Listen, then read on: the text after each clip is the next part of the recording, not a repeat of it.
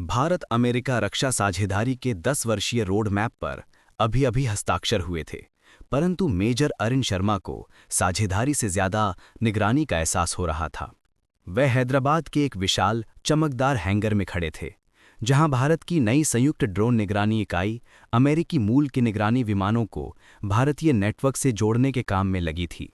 उनके सामने खड़ी थीं कैप्टन सारा जेनकिंस, अमेरिका की तकनीकी प्रतिनिधि।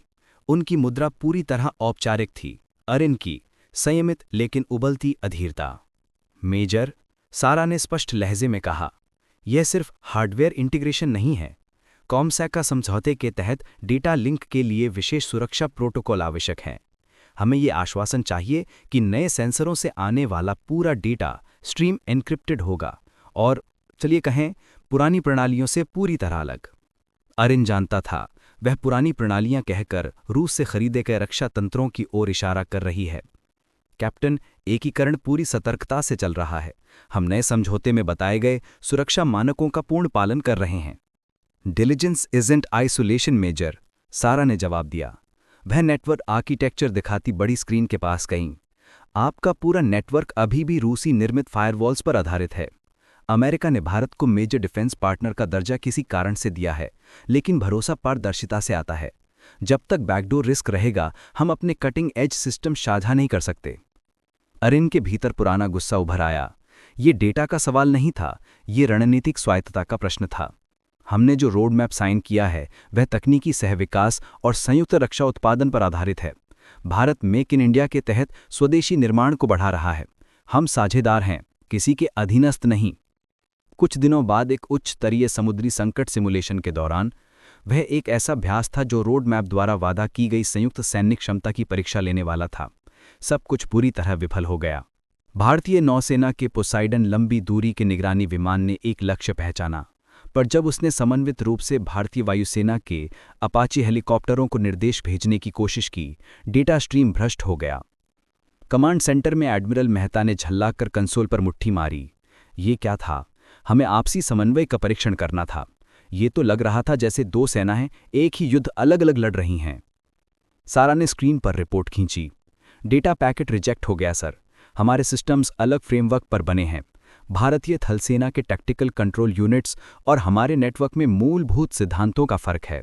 ये वही पुरानी समस्या है, डॉक्ट्रिन मिसमैच। अरिन आगे बढ़ा। सर, ये अयोग्यता नहीं, ना गलती है, ये विचारधारा का अंतर है। अमेरिकी प्रणाली पूर्णतः स्वचालित और उच्च एकीकृत डेटा प्रवाह पर निर्भर है। हमारी पुरानी प्रणालियां, जिनसे हम परिचित हैं, कई स्तरों पर मैनुअल वेरिफिकेशन की मांग करती हैं। सिस्टम ने नई ड्रोन के डेटा को इनपुट नहीं, इंट्रूजन समझा। सारा ने सिर हिलाया। हमें इस आर्किटेक्चरल स्प्लिट को ठीक करना होगा मेजर। हमें मानक एक करने होंगे।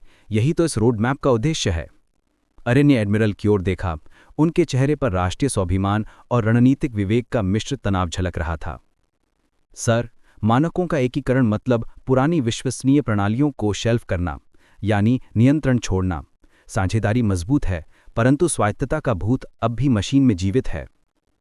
एडमिरल मेहता ने गहरी सांस ली। मेजर, कैप्टन, आपने दिखा दिया कि समस्या अयोग्यता की नहीं, अनुकूलन की है। हम इस योजना से पीछे नहीं हट सकते। ये रक्षा बिक्री, सह उत्पादन और आधुनिकीकरण को मजबूती देता है, लेकिन हम अपनी ऑपरेशनल रेडीनेस भी नहीं खो सकते। उन्होंने एक छोटे अलग कंसोल की ओर इशारा किया, जहां अरिन और उसकी टीम मैनुअल ओवरराइड चला रहे थे। कैप्टन जेनकिंस, आप मेजर शर्मा के साथ मिलकर एक नया प्रोटोकॉल तैयार करें, एक हाइब्रिड इंटरऑपरेबिलिटी गेटवे।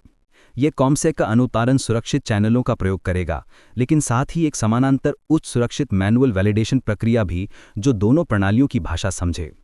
फिर वह बोले, मेजर, समाधान एलिमिनेशन नहीं, इंटीग्रेशन है। हमें पुल बनाना है, दीवार नहीं।